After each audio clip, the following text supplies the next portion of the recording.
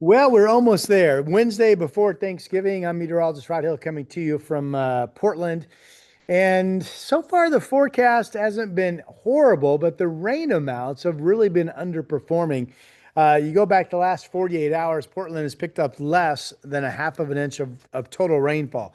Now, with that said, the overall window of the clouds and the mild temperatures and the rain at times still set to go through Thanksgiving Day and then some breaks and decreasing showers Friday into a pretty dry weekend. Snow levels are high, and I'll show you that in a moment. So, traveling over the mountains, not an issue this Thanksgiving whatsoever.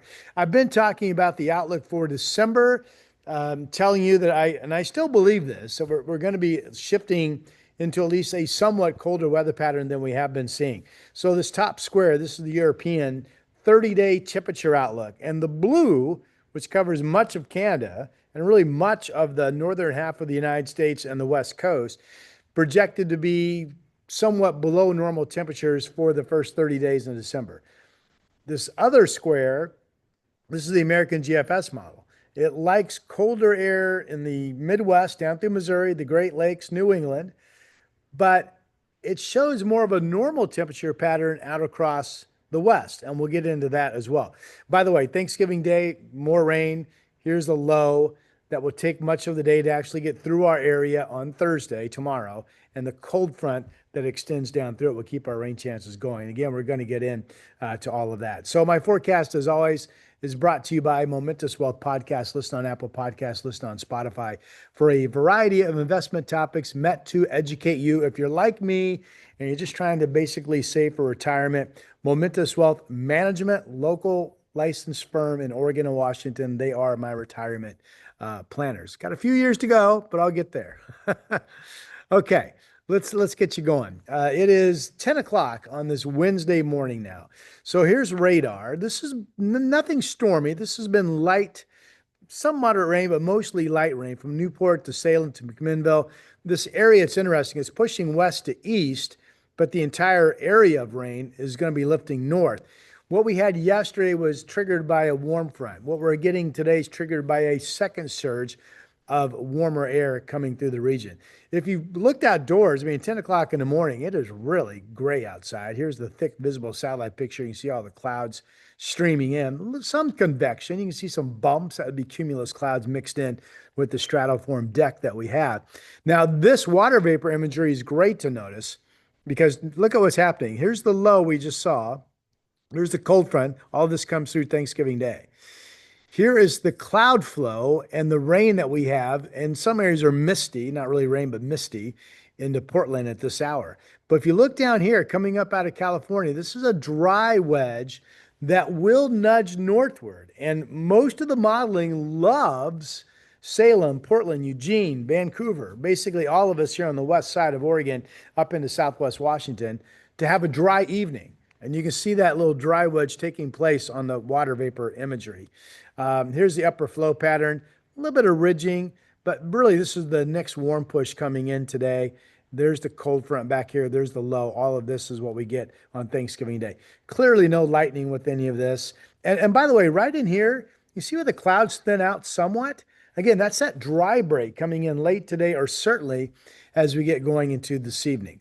I do want to touch on the mountain. One part of the forecast that has been spot on and consistent is that snow levels would be high and we wouldn't be dealing with any snow at Cascade Pass level. I remember I thought that yesterday, if the moisture would have come in sooner, we could have had a period of maybe some snow at government camp. We now know the moisture didn't come in until later in the day, and that allowed warming temperatures. So Meadows just has a dusting on the ground. Timberline's about the same. Timberline 37, snow levels higher than 6,000 feet. 41 at Meadows, 38 at Ski Bowl. 41 at government camp. Here are the other passes. Santiam is also 41, 38 degrees at Willamette Pass. Out east, same thing, pretty warm. Cabbage Hill, 84 out over the Blues, 42 degrees. All these pass cameras and the temperatures at the resorts and at government camp, the ODOT camera, always available for you on my Mount Hood Weather Ski Forecast page, my weather site. I own and operate it, portlandweather.com. All of the brought to you by, sponsored by Hillcrest Ski and Board Shop for your winter sports needs in Gresham. Okay. Here is the future radar product. I'm just going to take you out a short period of time. This will be 11 o'clock this morning. So this is coming up in about 1 hour.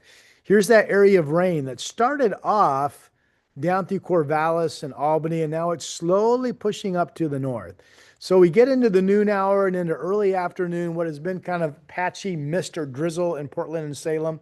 Not Salem, I'm sorry, Salem's had some rain. Portland's been patchy, misty drizzle.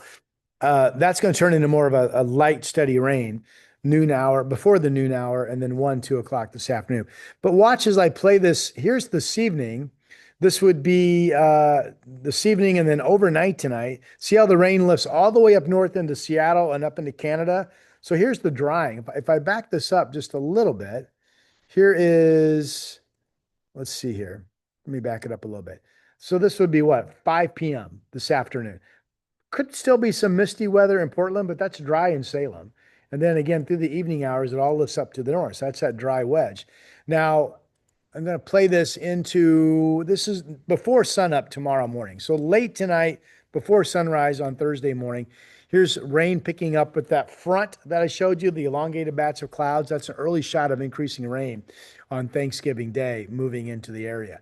I want to show you the surface map, and the green shades are potential rainfall with the American GFS map. I know this is the map that has lots of dashes and dots and kind of hard to see. So I've made my cursor bigger, which one of you asked for, and here it is. So here's Portland.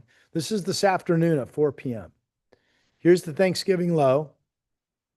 These red dashes, just think of them as warm air. So this is a warm surge of air coming up with the warm front. The blue lines are colder air. This is a snow level all the way down into Kentucky and Missouri, with there's quite a pretty good bit of lake effect snows over the Great Lakes, with this next shot of colder weather that's coming down to the Ohio Valley. Again, the snow level later today all the way down to Kentucky. It doesn't show any moisture, but that's that next colder shot.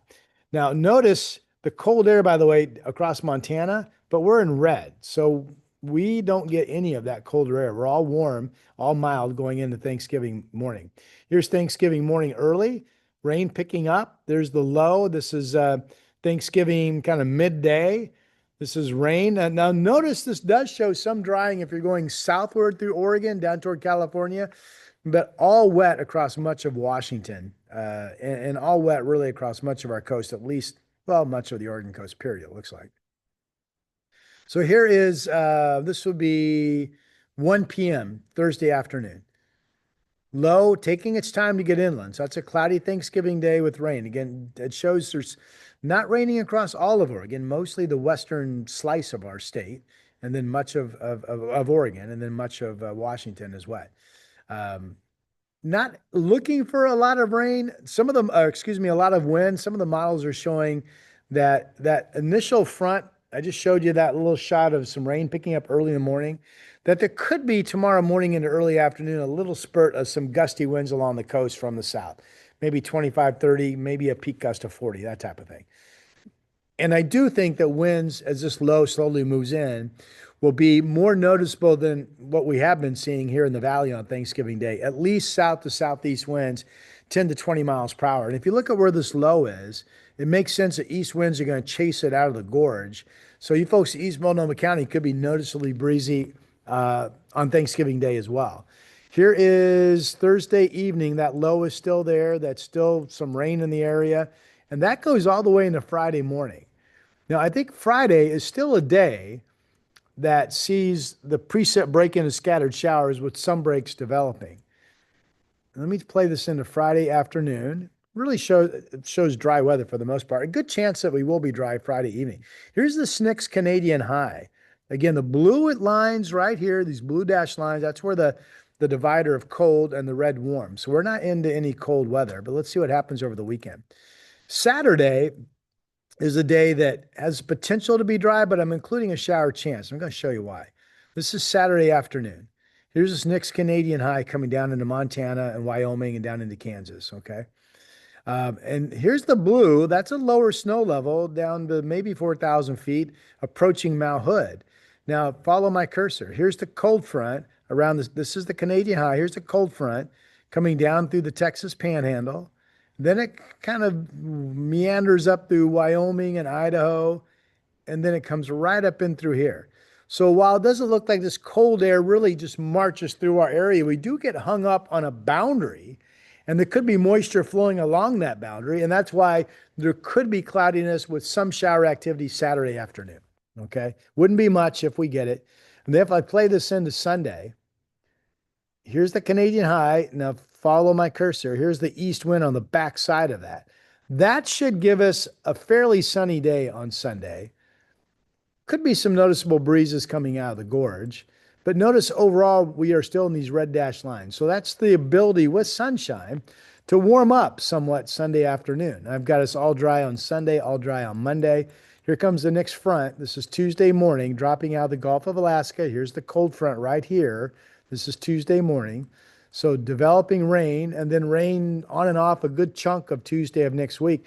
This would be snow levels down to Cascade passes, by the way. So we'll look to see how that develops and how much moisture that could bring. It's kind of a small system.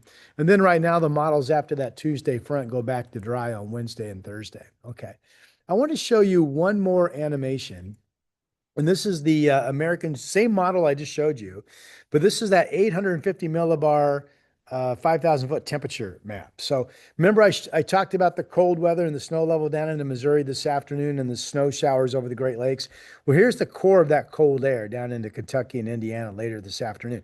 Notice how we're in red. We're very mild. We have temperatures that will be in the 50s this afternoon and will be in the 50s again on Thanksgiving Day.